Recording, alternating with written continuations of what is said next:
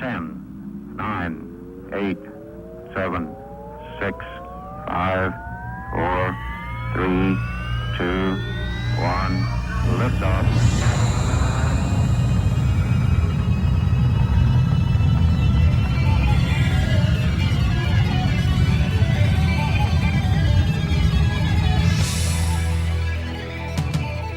In the saddle and ready to ride on a Thursday night, making our way toward a Friday morning. Greetings, good morning, good evening, all of the above. Hey, it's 5 o'clock somewhere. And if Wick was here, he'd say it's 4:20 somewhere. 2 weeks ago, I'd have said it's 4:20 somewhere. It's longer than that, actually. Oh, welcome into the Shooters Gallery, where everything is on the table and nothing is off the record. Hoping everybody has been enjoying a great Thursday or now into Friday, regardless of where, regarding where you might be. Not regardless, regarding.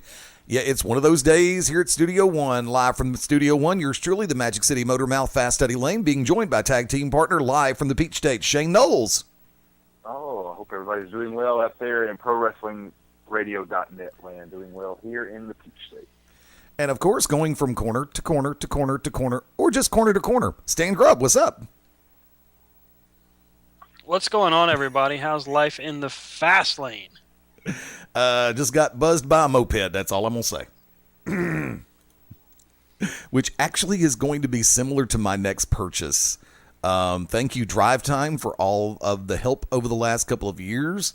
The torrid demon known as the Freestar is now paid off. And now I'm looking at the possibility of getting a Honda Silverwing, their touring scooter. I'm kind of digging the concept. It's not too big, not too small. I'm good with it. So I'm looking at a couple of different places to see who's going to have the best price and the best service.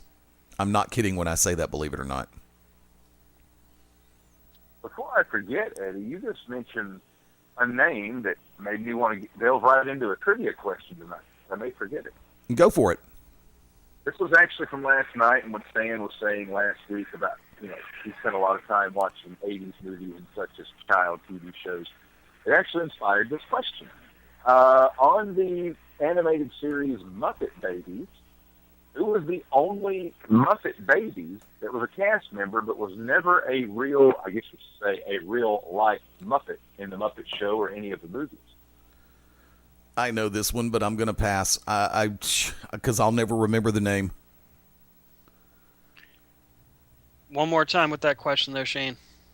Sure. On the CBS cartoon series The Muppet Babies, which cast member of the Muppet Babies was the only one that was ever, only on that show, animated form, was never in either the television shows or movies. And I'm not talking about Nanny, their headless authority figure, the actual Muppet Babies cast. Who was the only one that was exclusive only to that show. They've never put out a doll or never had it in Muppet form.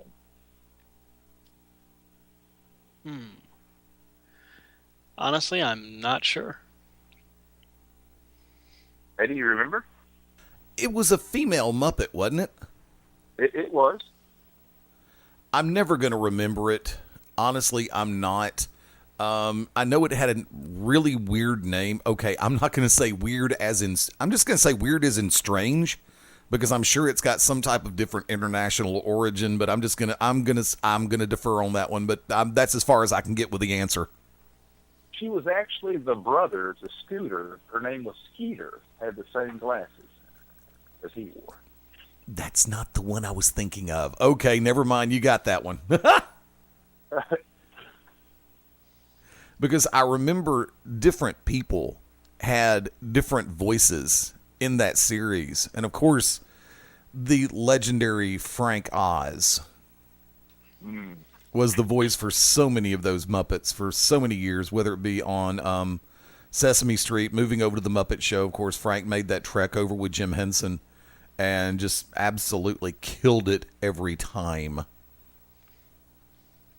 There's actually one original voice artist still left, a gentleman by the name of Dave Goelz, Goelz. He is the only one left from the Frank Oz, Jerry Elmore, Jim Henson days, still providing the voice of Gonzo, as well as assorted other characters.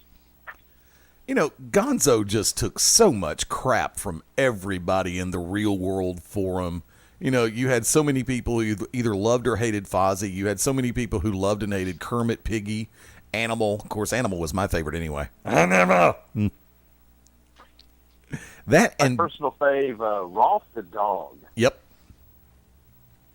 My second favorite from the Muppet Show era, Beaker, also known as Seamus. I remember one particular line from the Muppet movie, which was really adult-oriented. They drank wine and whatnot. But when Kermit goes in the bar, the saloon, and Rolf is playing the piano, and they're talking about women problems, and they break into the song, I hope that something better comes along. And he says, stay away from women. That's my motto. And Kermit says, I can't. He said, me neither. That's my trouble. Mm-hmm. I just go to work, come home, have a few beers, take myself for a walk, and try not to think about it. You know, as we're talking about television, I was channel surfing earlier this evening. Now, Stan, you say you've seen it before, but according to my channel guide, this was a new episode shown about an hour ago, and it was the celebrity lip sync battle featuring Kevin Hart and Olivia Munn. I don't remember the song that Hart did. I came in about halfway through, and then all of a sudden I decided, okay, fine, we're going to watch this for a hot second. And one of the posse or troupe or whatever they're called that Olivia Munn was backing up, or was backing Olivia Munn up, was actually Paul White, the Big Show. Now, I'm going to sit back, and like I said, and I looked to see if it was a repeat, and it came across as new on my channel guide. So I'm going to sit back and coin toss on that one, but I'm going to sit back. Olivia and her troupe did the lip sync for Bad Blood by Taylor Swift, for which I eternally damn the Big Show for getting me to sit there and actually pay attention to a Taylor Swift song. Number 2, the white romper that Olivia was wearing. Damn. And number 3, they had Show in a huge studded glove. The thing went practically up to his elbow. And the first thing that popped into my head when I saw that glove is they could have stuffed Kevin Hart in the damn thing. And had room left over. So I'm surprised he doesn't have a movie opening this weekend. Now, therein lies the funny part. Oh, before I go any further, but once again, congratulations to Sean, making the appearance on there. It's always great to see WWE stars or pro wrestling stars, sports entertainment stars make that realm into another form of entertainment. It's always a cool thing to see. Normally, always a cool thing to see. Ready to rumble? Not sir.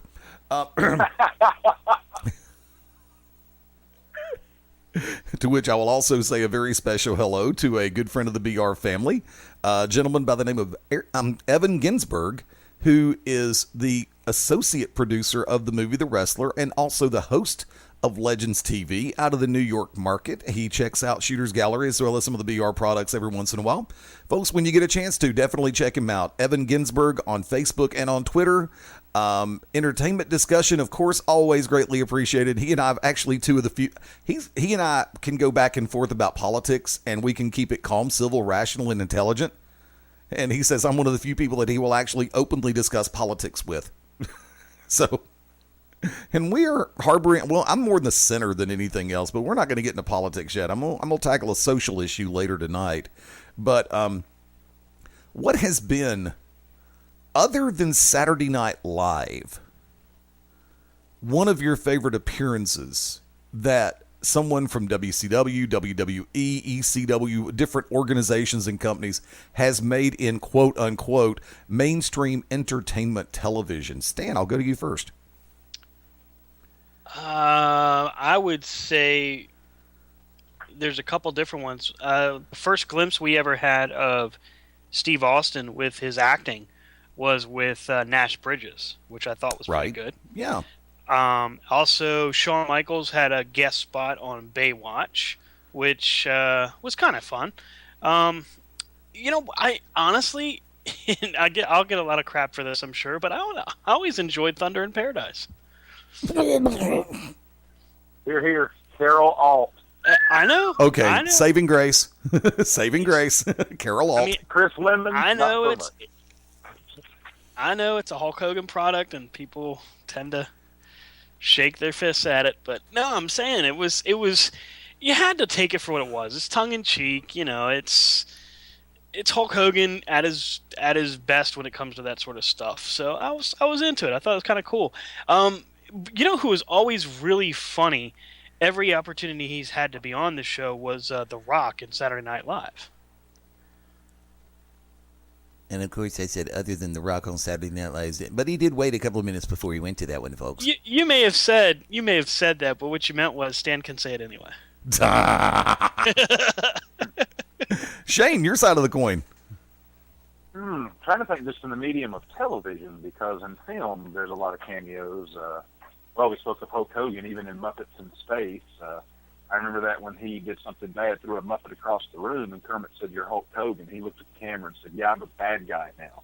It was right after the NWO turn. I always enjoyed that a little bit. But as far as in television, oh my goodness.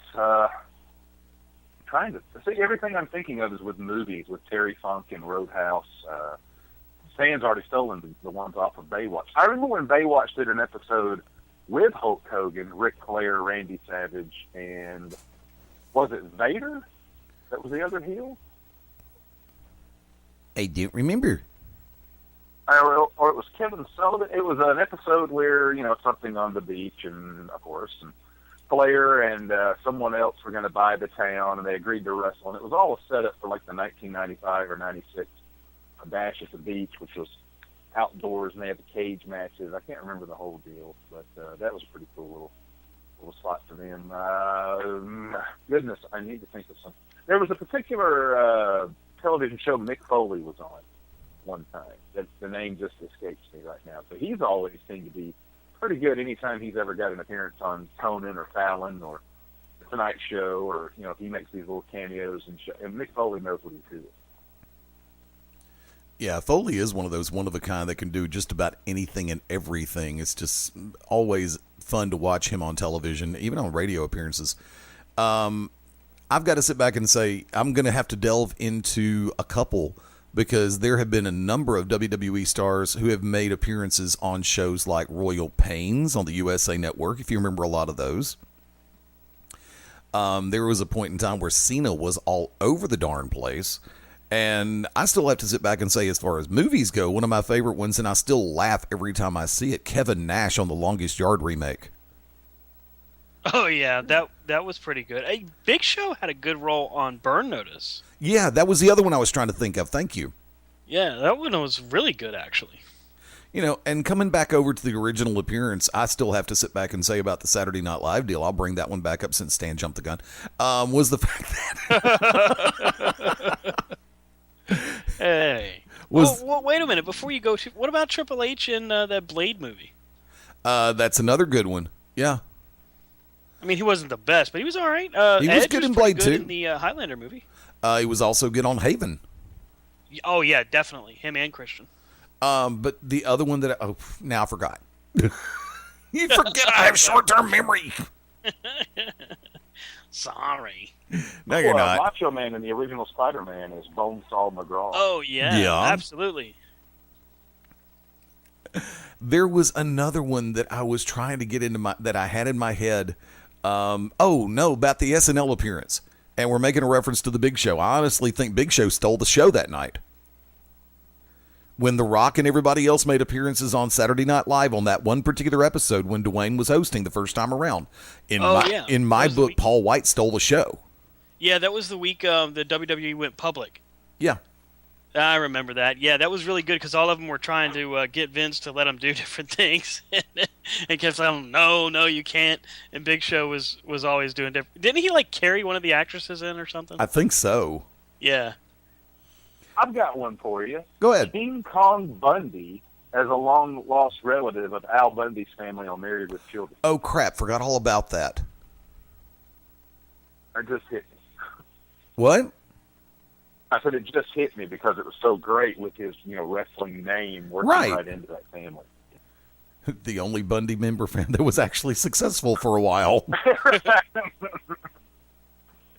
Go figure that one out. Alan Pegg had Kelly and Bud, but lo and behold, King Kong Bundy had Bobby Heenan.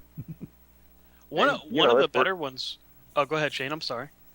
No, it's fine. I'm just going to say, television, I guess that form with music videos, of course, Captain Lou Albano getting involved for Cyndi Lauper was huge for wrestling. I don't have to say more about that.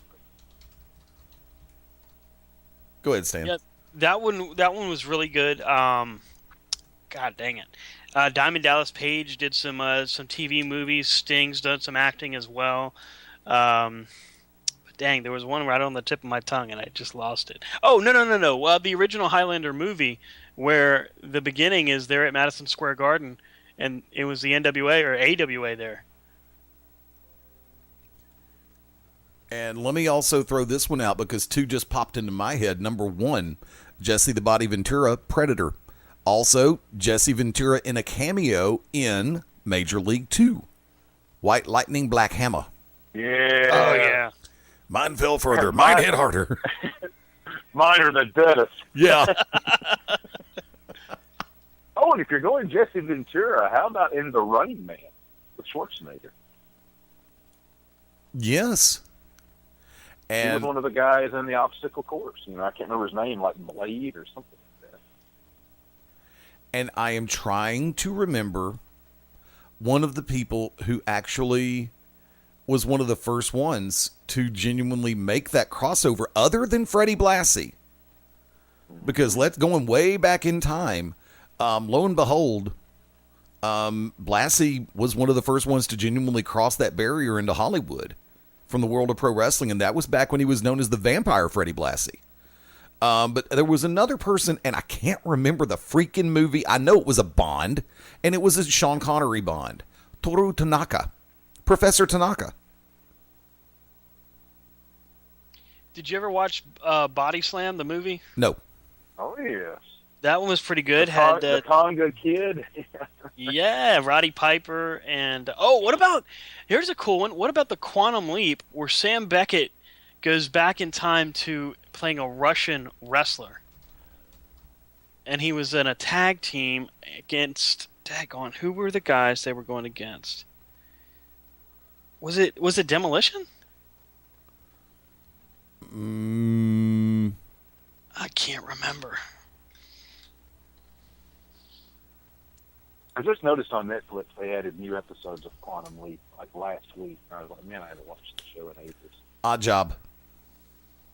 That's what he was called. Odd Job. Oh, yes. Yeah. Goldfinger. You're absolutely right. Goldfinger. Good call, sir. No, I remembered the appearance. I remembered everything else. I just couldn't remember Odd Job. Well, Kurgan, you remember from the Oddities, he did some acting work. True. Since Stan brought up Body Slam and I had mentioned Terry Funk in Roadhouse, do you remember the film Paradise Alley, where Terry Funk was in there with Sylvester Stallone, who was a professional wrestler? Vaguely. 1978, 79, somewhere in there. Best part. Go ahead. Go ahead. We're all just jumping with memories. Best part of Roadhouse is where that big fat dude says, "Polar bear fell on me." And to which I will still sit back and say one itty bitty little thing. There are some moments that I don't care what you say. None of us have, and this does not count as an official reference, Hulk Hogan and Rocky III. And I wonder why that is, because that was such a pivotal point for Hulkamania, really. That was the birth of Hulkamania. As much as I love Thunder Lips and Rocky III, I was saving my best for last, just like Vanessa Williams. Hulk Hogan in 1990, when he was in Gremlins 2. If you remember the particular part where the film, and I saw this in theaters, and it was one of the greatest hoaxes ever, because the film started to jump, it started to, go out, and you thought the film had literally stopped, and it was a white screen, and you saw the Gremlins laughing, and there was a little thing within the movie with a mother taking her son to the usher and saying, "We've had it, Gremlins have taken over the theater," and he said, "I'll handle this," and he walks down the aisle with a little red beam, and he finds Hulk Hogan. And what I loved about this, looking at it later, Hogan's in the red and yellow bandana, the tank top, and the trunks, and not only that, he's got the WWF title around his waist in public, wearing it to a matinee. And he looks up at the projection booth and says, when people come to the theater, they expect, cold drinks and hot popcorn. Do I have to come up there myself? Do you think the Grimsters can stand up to the Hulkster? And he rips the shirt, and they put the movie back on, and he's like, "Sorry, folks, it won't happen again." I thought that was such a great candidate. And speaking of brief roles, I've got to throw these two out there. And actually, one I just recently remembered, and the other has been one of my long-standing. You talk about saving your best for last. The one that I'm putting as honorable mention for me, and I'm not really rating or ranking anything. I remembered when George the Animal Steel played in the Johnny Depp movie called Ed Wood. Yes. And my favorite one of all time, no longer with us, had the privilege of doing a nice little interview with him back a few years ago, and it still gets airplay every time people bring him up. It's like Wick will say, "We did that interview. Here's the link." Ox Baker in Escape from New York. Oh yes, Mm-hmm. yes, that's a great one. Yeah, I've still got to sit back and say that still to this day is one of my favorite interviews, because Baker was the same way off air as he was on air. He was an absolute joy. He was a trip, to say the least. He was a vacation waiting on a destination. And I've just got to sit back and say I have great memories of just about every interview that we've done, going all the way back to 97, all the different stars, all the different personalities that have come on board.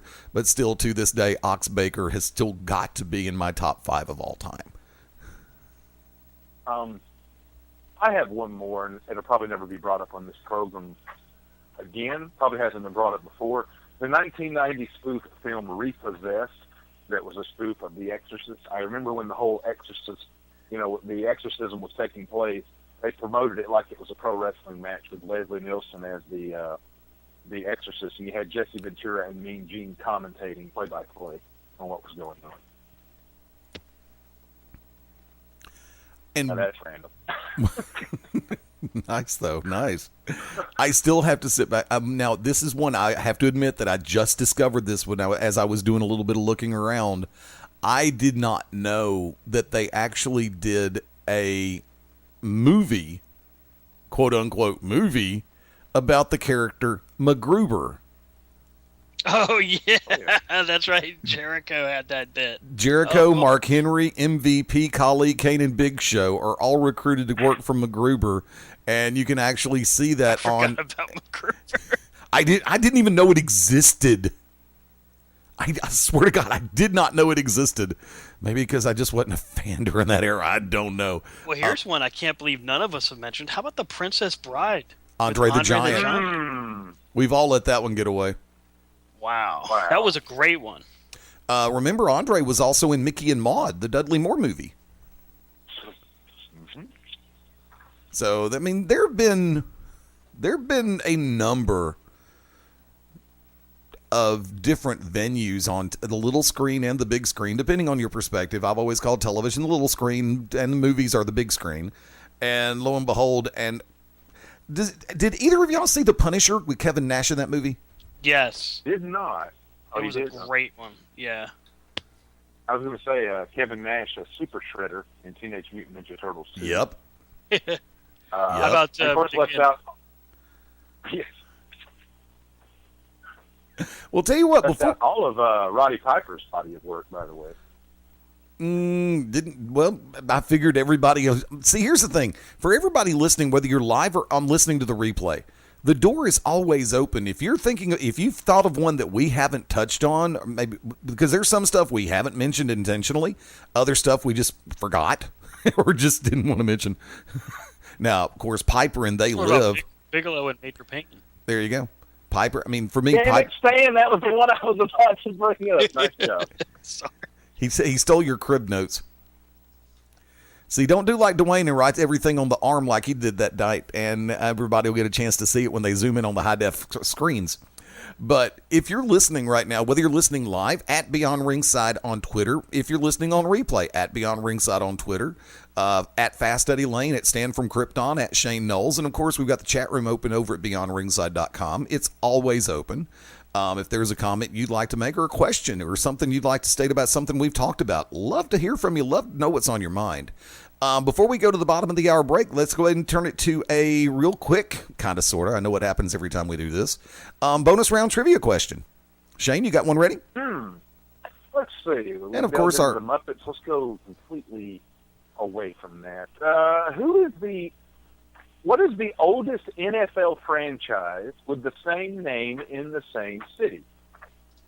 There are 2 NFL franchises older, but they have either moved locations or changed team names. This is the oldest same city, same name franchise in the National Football League. Green Bay Packers is one of them. There you go. And my gut says I'm not going to say. Yeah, that's the team. What? Green Bay is the answer. Oh, I thought there were 2 of them. If you're going for the 2 teams that are older than Green Bay, go ahead, sir. Detroit Lions. Incorrect. Chicago Bears. That is one. New York Football Giants. Incorrect. Okay. The Giants used to be in Baltimore, didn't they? That was the Colts. Where did the Giants come from, then? Damn it. Vikings? No, that's AFL. Shit, I can't remember. Would you believe it's the Cardinals? They were actually the Chicago Cardinals before they bounced around Phoenix and St. Louis and everything else. Okay, team in existence. Okay, I thought you meant longest running team in location. Yes, the oldest team in the same location with the same name. They've never moved and they've never switched mascots. They're the Green Bay Packers. Right, okay. And the 2 teams that were chronologically older, one was the one that I mentioned, and the other, God, I can't believe the Cardinals. I know, that's crazy. Because I figured They still haven't won a Super Bowl. Yeah, because that's why when everybody rags on Cleveland, I'm like, the Cardinals have been around longer. Yeah. I mean, how long have the Cleveland was AFL, right? They were. Now, both the Cardinals and Browns have NFL titles before the Super Bowl was established. Multiple, in fact. But, yeah, neither would the Super Bowl. Huh. Matter of fact, the Browns haven't even made the big dance, sadly. Yeah, and as someone who was in one of the 2 cities where the USFL actually flourished to a degree, if you remember that league vaguely, we had the Birmingham Stallions. And, of course, statistics and the numbers don't lie. The Birmingham Stallions was one of 2 teams that actually showed any kind of semblance of monetary success in the USFL. But I've got to mention this, bringing up Cleveland. Do you realize, and they won again tonight, the Cleveland Indians have won 13 games in a row. They have not lost since the Cleveland Cavaliers captured their first NBA title. Bizarre. Okay, if the Indians end up going to the ALCS and winning, I'm going to say foul. Of course, they had... be alone. Yeah, really? Well, okay, logistically speaking, I think all 3 of us pretty much lean National League, correct? Yes. Correct. Yeah. So, I mean, Shane, I know you are a Cubs fan. I am a Braves fan through thick and thin. Dude, I live in the southeastern U.S. I used to go to Fulton County Stadium back in the 80s after I was old enough to drive, and I would actually sit there. I sat through the good times, which weren't always that many, and I sat through the ominous bad times as well. I was there on days when there were maybe 1,000, 1,500 people in the stands at Fulton County Stadium. So I've earned my right to call myself a Braves fan, long form. Nobody's I perfect. remember many a game at Fulton County. Oh, it was always a roaster. Yeah. I mean, going there this year, and I'm still got to sit back and say to the city of Atlanta, why there's not a damn thing wrong with Turner Field, but by the same token, I don't. I'm just agreeing. You're getting in my wheelhouse, Eddie. I have moaned and groaned for several months now. There's nothing wrong with Turner Field. There's definitely nothing wrong with the Georgia Dome. Not a damn both thing. State-of-the-art facilities. Why they need both? Neither one is 30 years old. No. I was in Atlanta when the Georgia Dome was built. And it's played host to some great events. I don't see the reason. I'm sorry, other than just somebody's got a wallet the size of Manhattan and a brain the size of Leeds, Alabama, small town. But on that note, tell you, before we get so heavy into that, because I know we're at a point of no return, I'm going to go ahead and take the bottom of the hour break. Folks, hang with us. The Shooters Gallery will return right after this. This is Country Jack, Corey Hollis, and you are locked in to Beyond Ringside. When planning your next party or special event, insist on the best. Full Range Entertainment is a professional entertainment company providing a full range of services. From professional disc jockeys and MCs to catering and photography, when the details of your special day must be perfect, call us first. Wedding receptions, corporate parties, school functions, birthday celebrations, and more. We also have Birmingham's largest selection of karaoke tracks available. With over 40 years combined experience, Full Range Entertainment can provide you with the talent and professionalism you need and deserve to make your next event one you'll never forget. For more information on the full range of services we offer, call 533-HITS. That's 533-HITS. Or check us out on our website at fullrangeentertainment.com. Howdy, friends. This is the Magic City Motormouth, Fast Eddie Layne, with your invitation to join yours truly, along with Mark Mabo Bowman and the Oracle of Ominous, the Wicked Nemesis, every Sunday night, 6:30 p.m. Eastern, 3:30 p.m. Pacific, for Beyond Ringside Live. Wrestling, mixed martial arts, sports talk, and a whole lot more. Keep your eyes open on BeyondRingside.com for all of upcoming show information, and of course, catch us on social media as well. Until then, we'll see you this Sunday, 6:30 Eastern, for Beyond Ringside Live on the Beyond Ringside Radio Network. This is Larry Goodman, GWH News and Notes, and you're locked in to Beyond Ringside. The To Be Determined show live Wednesday nights, 9 Central Standard Time. Join myself, the Oracle of Ominous, the Wicked Nemesis, the Grand Design, Clyde Braddock, and the Magic City Motormouth, Fast Eddie Layne, as we take you to the edge of uncensored. Yes, we go uncensored, so make sure you have your earmuffs. Ask your parents, for those of you that are a little young, maybe under 18, but make sure if you have any heart conditions or any mental defects, please listen, because they may take effect right here live every Wednesday night, 9 Central Standard Time. Beyond Ringside Radio Network, beyondringside.com. This is Dr. Tom Pritchard, and if you want to listen to the best in professional wrestling, get locked in to Beyond Ringside. Sunday nights at 11 p.m. Eastern here on BeyondRingside.com. Join us for the Midnight Black Mass. Myself, the Reverend Dan Wilson, brings you the dark gospel of professional wrestling, uncensored, unedited, uncut, and not for the faint of heart. You can find out more about us at youtube.com/pottyhumor or subscribe at Potty Humor on iTunes and Stitcher today. This is Super Cop Dick Justice, America's favorite wrestler, American-born hero. And right now, like a stiff bear hug, you are locked into Beyond Ringside. This is Evan Ginsberg, associate producer of the movie The Wrestler, host of Legends Radio and Legends TV, and you're locked into Beyond Ringside.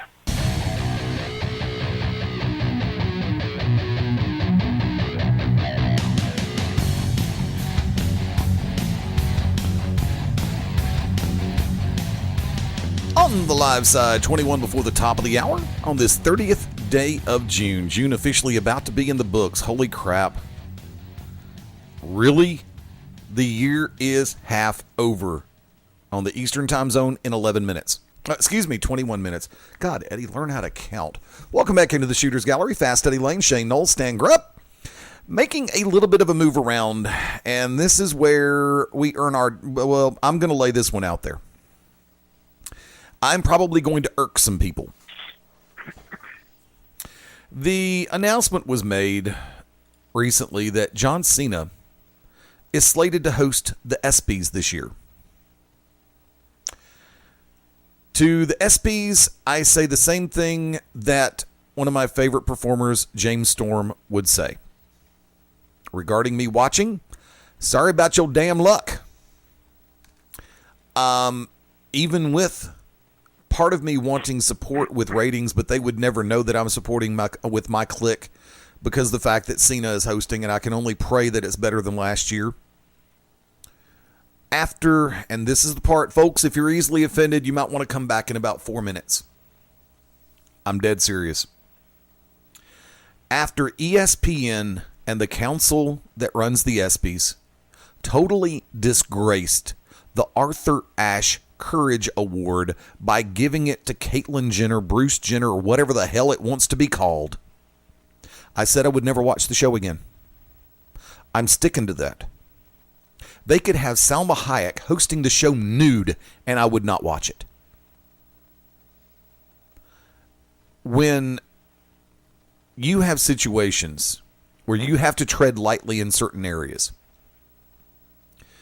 I didn't give a rat's ass during the NFL draft that year when Michael Sam and his boyfriend were kissing after that. I did begin to get a little bit irked, but when they showed it 735 times over the next 48 hours, enough is enough. I would say the same thing if it was frickin' Tom Brady and Giselle. Enough is enough.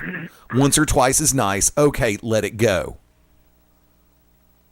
From that vantage point, I say the same thing now that I said the night that I found out that that the ESPY for the Arthur Ashe Courage Award was being given to Caitlyn.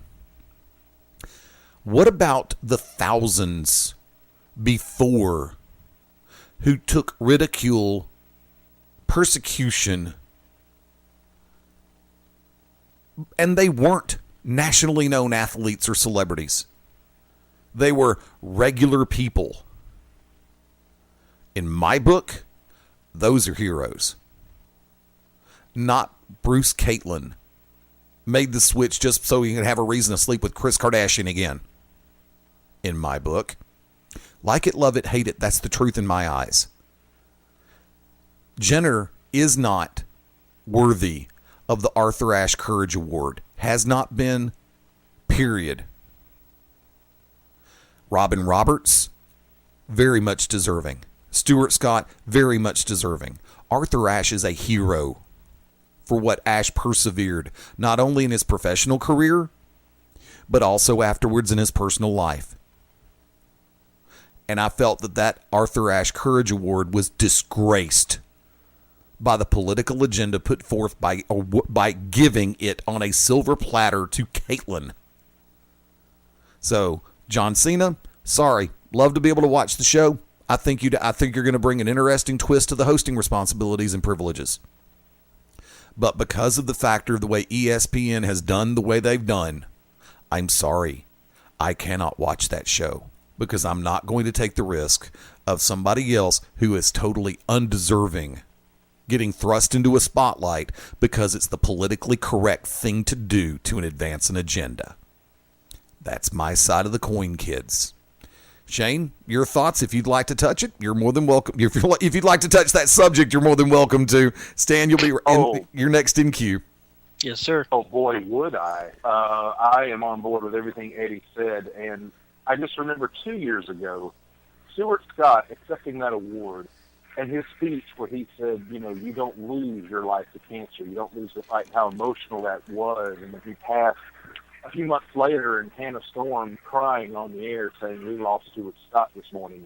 I thought of the courage that he showed, how he still worked out, how he still was a father to his kids, how he worked on ESPN almost until he just could not physically do it anymore. And then 1 year later, this. And I cannot remember the young lady's name, but the lady who had brain cancer and played women's NCAA college basketball. And I remember what a great thing it was. She had brain cancer. They let her get in the game. She scored a layup, and both teams, you know, carried her off the court. You know, and she succumbed to cancer, I think maybe like 3 weeks later. The fact she lost that award to Bruce Jenner, I will never refer to him the name that he tries to go by now. That's just not courageous to me. Playing God, having the money to pay a surgeon to do something that you don't agree with. And I mean, I'm not getting into anyone's personal beliefs. If you truly believe you weren't born correctly, that's fine. If you've got the money and the means to change that, so be it. It doesn't make you courageous in my eyes. It makes you, I guess I'll say, fortunate if you're able to do that, and also maybe a little bit crazy. I know that may sound nuts. I'm not saying people are psycho that do that, but I don't think you're playing on an even playing field if you consider that choice. But going back to the awards, I'm like, hey, and this for me is so much ESPN in general. And I'll make it quick because I know Stan's got to go. ESPN's lost a lot of their good columnists, and they've lost a lot of their good on-air announcers in the last year and a half. People that had a voice, people that were opinionated, people that didn't agree with everything the network did.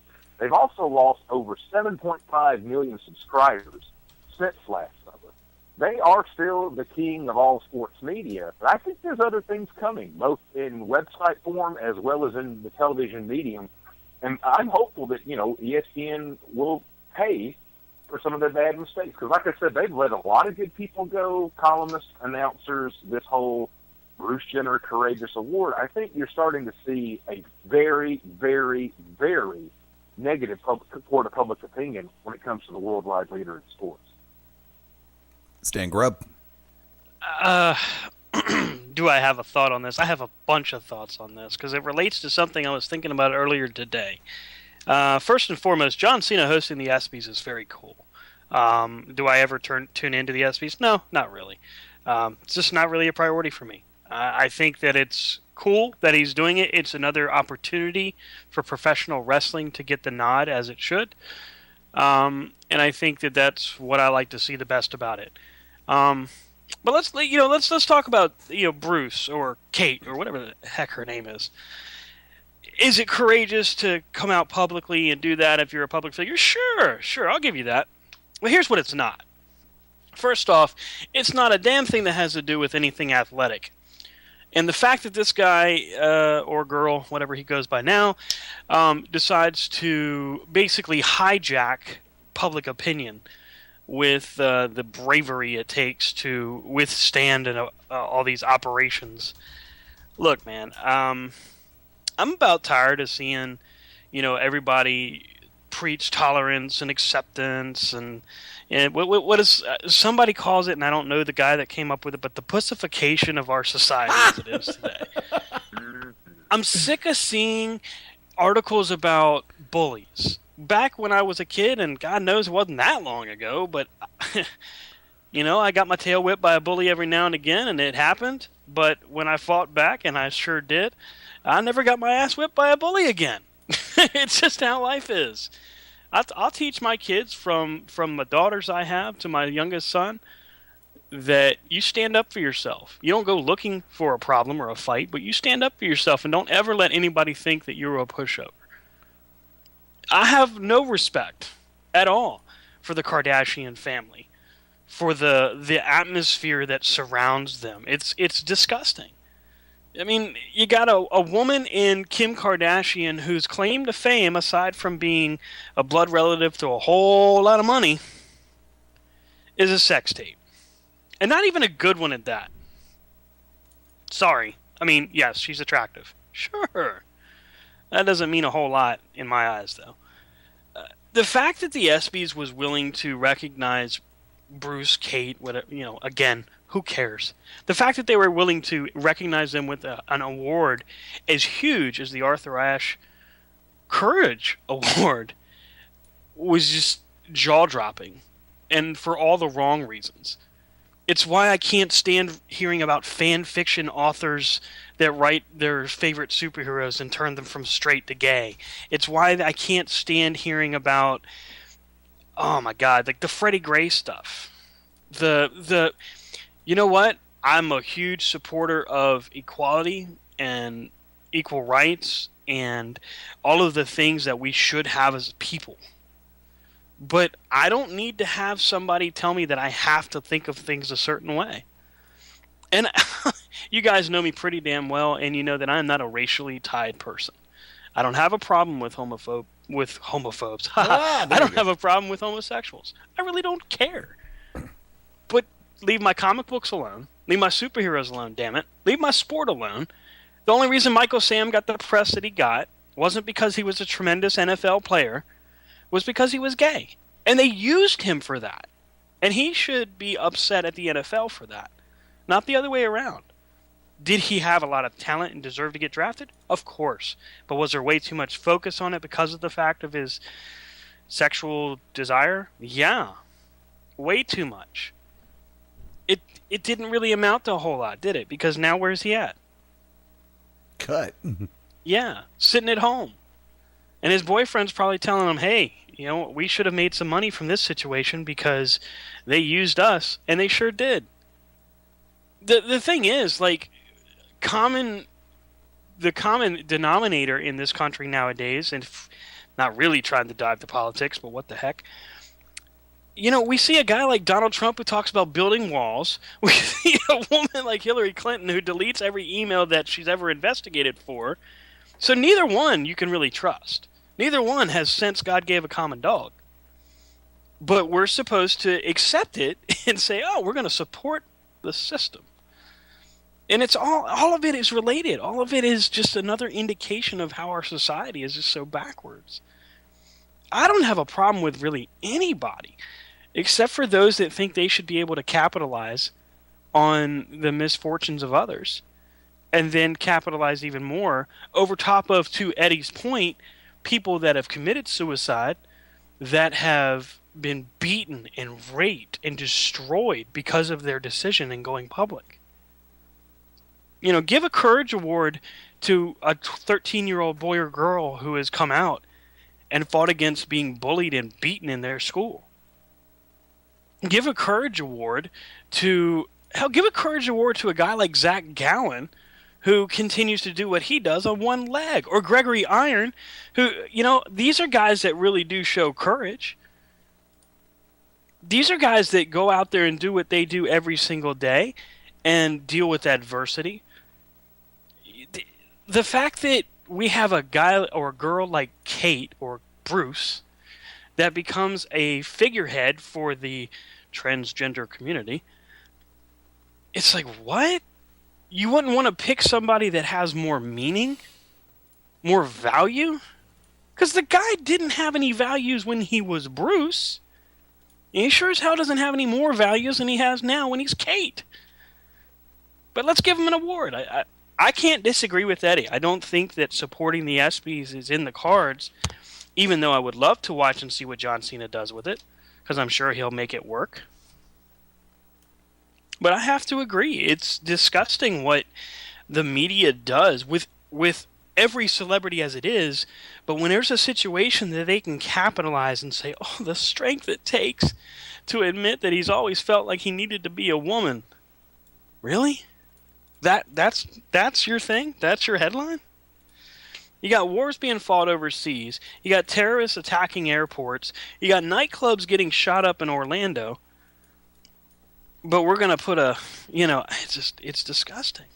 It's disgusting. And I'm sad when I see that kind of stuff, because I have to explain to my kids at some point, yeah, guys, you're right. There's these horrible things happening in the world, but nobody's talking about it because everybody's celebrating a person named Kate.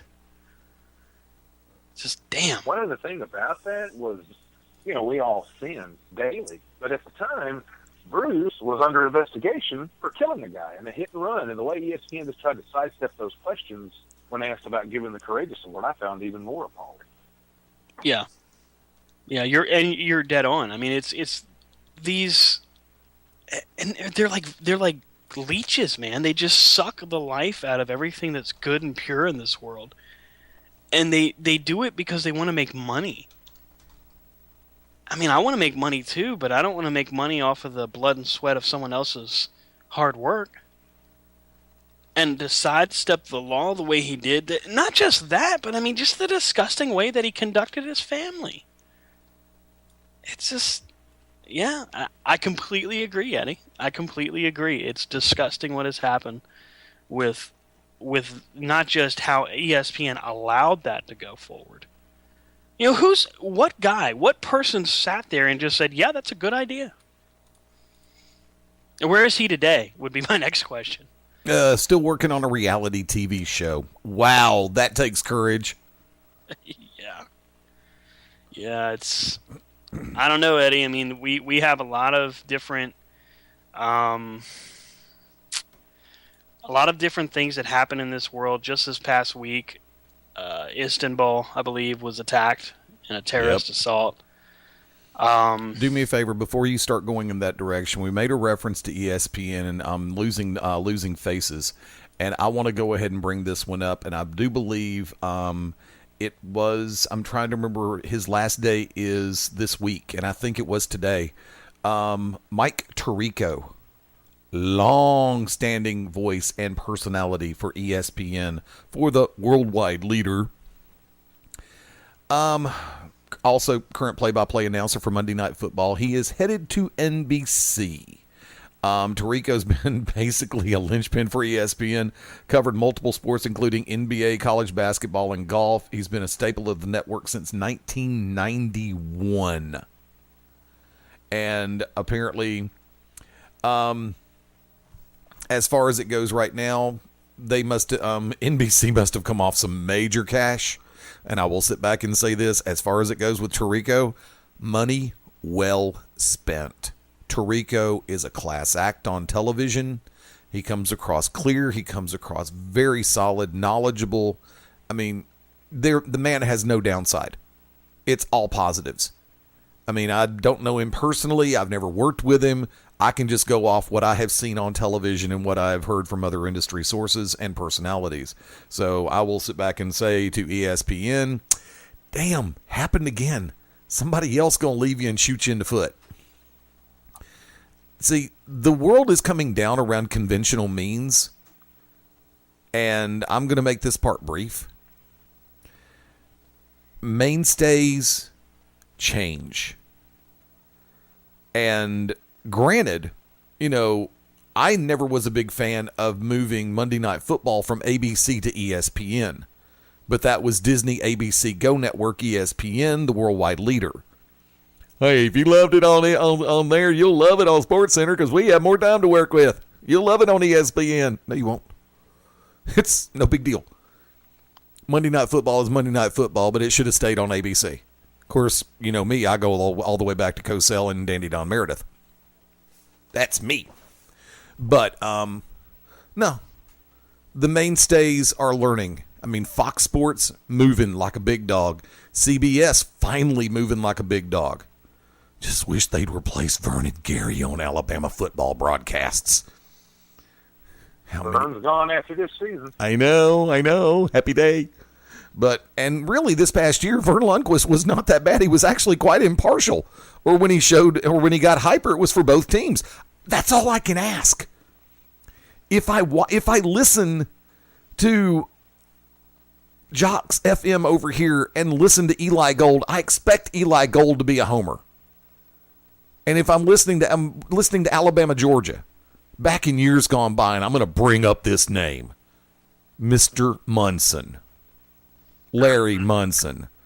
If I'm listening while I'm in Georgia on Georgia radio and I'm listening to Larry Munson call a Georgia-Alabama game, I know he's a homer.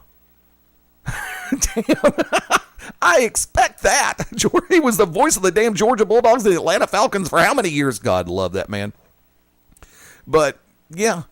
So, I don't expect the worldwide leader to continue to be megatrillions in another couple of years because there's some people making moves and making advances. 1 minute before the top of the hour, and I know, Stan, you said you've got to go. I'm going to go ahead and give you the last word and shameless plugs. Go for it.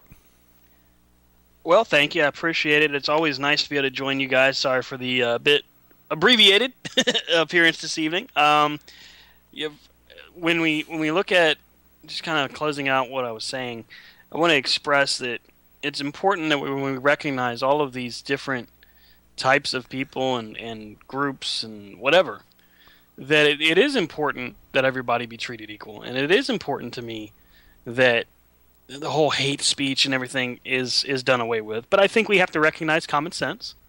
And I think we have to recognize when something has just gone awry. And I think that that's what we're seeing. And hopefully as we go forward, that will change. Corner to Corner will be airing this Sunday night. Looking forward to it. I have reached out per the suggestion of someone really smart. Haven't heard back yet, but hopefully we'll have something big. If not, hey, the Triple Threat is always big, so we'll be good there too. We're looking forward to a good Independence Day type celebration on Sunday night, so we'll be happy to join you 9 p.m. Eastern Time. Myself, Rob, and Brian. You can follow the show at C2C Radio Show and myself, Stan from Krypton, on Twitter. And, you can catch us on Facebook and everywhere else in between. So, guys, thanks so much for letting me join you. Folks, tell you what, if you're listening on the live version or on the full replay, Hour 2 will kick off in just a couple of minutes. For those of you who are catching us on YouTube and Daily Motion, This is about to wrap up over on those fronts, but please drop on over beyondringside.com. The player is always there. ProWrestlingRadio.net, always there. The TuneIn Radio app for Apple and all formats, including the Beyond Ringside Radio app, available for Amazon, Android, and BlackBerry. So once again, for those catching us on YouTube and Daily Motion and Facebook video, thank you so much. It's appreciated. For those listening live and through the full replays, hang tight. The Shooters Gallery kicks off hour number 2 right after this. I'm addictive. I'm expensive. I'm Byron Wilcox. And ladies, Big Daddy Yum Yum is locked in to Beyond Ringside. Ladies and gentlemen, this is Bill Behrens, and you're watching, you're listening, you're experiencing Beyond Ringside. And you are a better person for it. Trust me.